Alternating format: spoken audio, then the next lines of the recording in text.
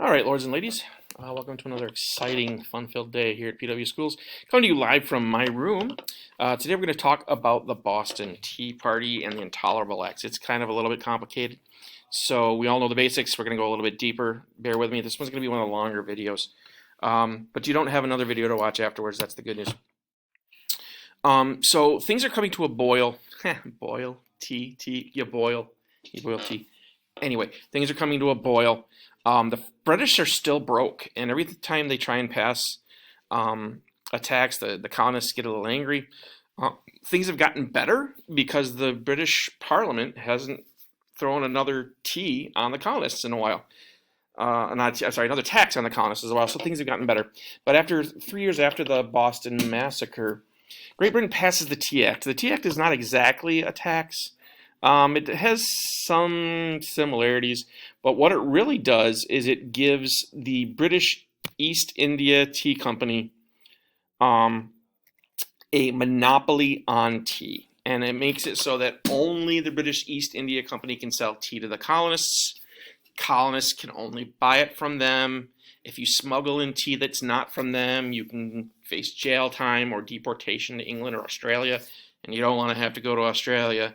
The concept was that the British East India Company would get a monopoly on the tea because they were going out of business. They needed the money. And the British East India Company was one of those companies that England needed. They had a huge fleet of ships that transported soldiers when they needed them to.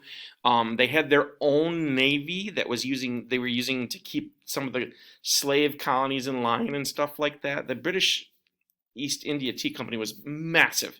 And they couldn't afford to lose them, so they gave a monopoly in hopes of saving the company. The British East India Company promised to keep the price of tea lower. If you give us a monopoly, we'll keep the price lower. Well, there's two things that are true about that at that point. First off, they're going to give the colonists the worst tea, the absolute worst tea. The colonies can't go anywhere else. I can't get my tea from anywhere but these guys. Why would they give me the good stuff? So they get the worst tea. And as we mentioned, tea was really important to the colonists. And then the second thing was they're just going to go back on that promise. They're going to raise the price of tea eventually. In addition, of course, this puts a bunch of colonial tea importers and tea shops out of business. There's a whole lot of people who made their money importing tea or selling tea, and they're going to lose that money. So it's all around bad for the colonists, but the British Parliament really felt, look, they got mad when we raised prices and taxed things. Let's lower the prices. How could they possibly object? Well, they did. The committees of correspondence turn into the Sons of Liberty. And the Sons of Liberty are active in a lot of cities, but especially in Boston. And in a lot of cities, they organize and stand on the docks, and they refuse to let the ships full of tea unload that tea. The big ports were Savannah, New York, Philadelphia, and Boston. Those are the big places where you could bring in tea, and that kind of spreads along the coast. In Savannah, New York, Philadelphia, and other minor ports, they just simply blocked the tea from coming in. Boston, the center of the revolution in Massachusetts, is going to get ugly. Every time the Crown or the British government does something, the people in Boston have really, really, really gotten mad, and then that in turn makes the king even madder. So they, in Boston, the governor is told to stand up to the citizens. The governor works for the king in Parliament. He doesn't work for the people of Boston. Remember, we're still colonists. So it's not an elected governor. He's appointed by the king. He orders that the ships need to be unloaded. The people who have to unload the ships, like the people who work on the ship that is supposed to unload it, they won't do it. They don't want to risk injury, but the governor starts demanding that they do it. Knowing that the governor may eventually use troops to get that stuff off the ship, the Sons of Liberty, after a night of probably heavy drinking, disguise themselves as Native Americans. And when I say disguise themselves as Native Americans, they barely disguise themselves as Native Americans. This is kind of a good representation of it. Like, they wear their normal clothes and put some feathers on their head. But what they want to do is when they get questioned about this, when they get hauled in and people ask them, were you there that night, they want to be able to look you in the eye and say, hey, I heard it was Native Americans. So they're just, it's kind of an inside joke. But they claim the Mohawk did it, which is a native tribe from the area. They get on board, and they don't just throw some tea overboard. 342 cases of tea, 90,000 pounds of tea. Now, we don't mean 90,000 pounds actual weight. 90,000 pound is the British type of money. So it's 90,000 British dollars, which at the time was phenomenal. So this is a joke. This is 12 Hummers is 90,000 pounds, but 90,000 pounds of actual tea would be ridiculous because it's leaves. Imagine 90,000 pounds of leaves. It's worth thousands and thousands and thousands of dollars. And you can see them just kind of putting feathers on their head. This is enough tea to effectively turn Boston Harbor into a pot of tea.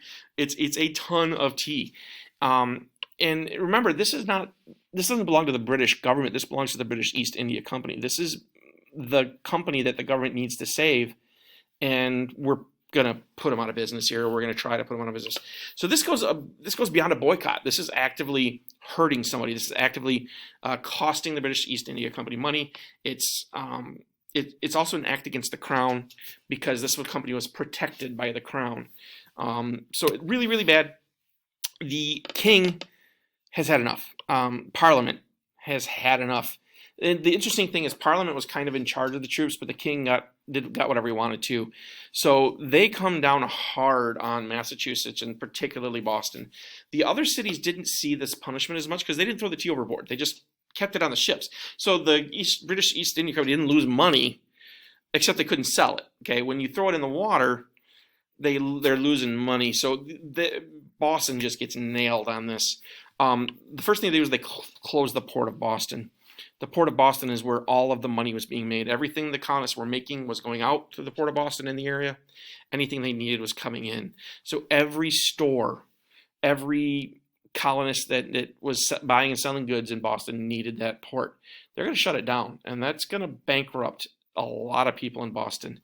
The second and third laws took the assembly away from Boston. The assembly was like your local legislature that decided local laws. And gave a lot of the powers that the locals had back to the British government, back to Parliament, back to the king, which means all of the rest of the colonies and even the rest of all the rest of the colonies, all the other 12 colonies, could still make their own local laws and could still run their governments and still could, decide what the curfew is and build their streets. Massachusetts was effectively no longer its own colony. The British government was going to rule them directly from now on. And the last one is strengthening the Quartering Act. Remember the law that said that the colonies had to pay for the troops. After the Intolerable Acts, the British government is going to require Bostonians specifically to house troops in their house.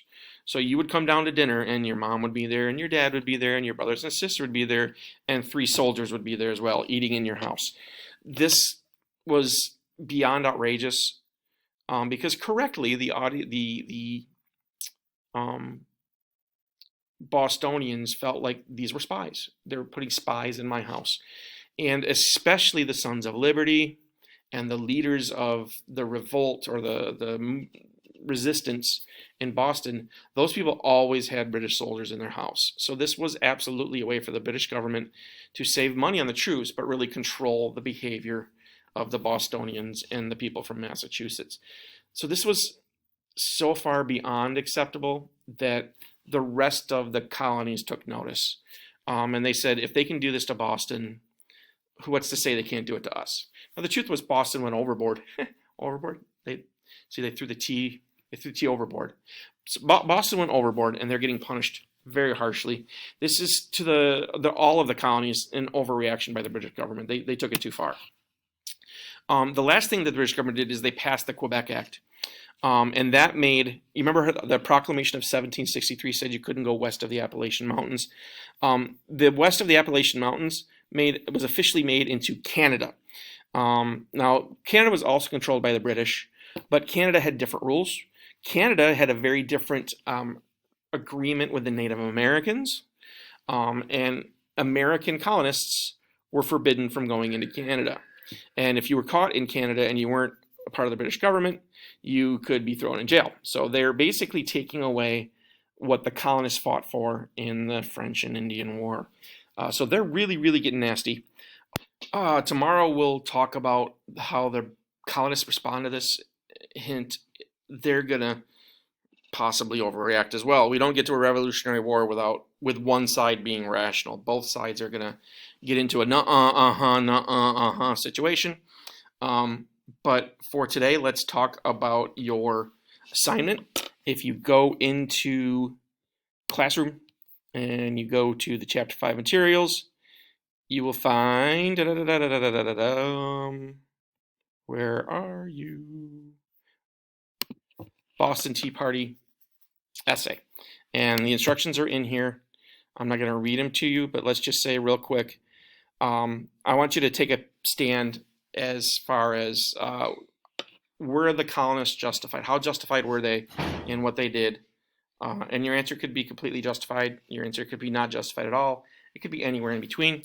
We just want you to use stuff from notes and the videos to explain, and not just the Boston Tea Party, by the way, everything up to this point, the boycotts, the Boston Massacre, the Boston Tea Party, all that stuff. How right were the colonists? How wrong were the colonists?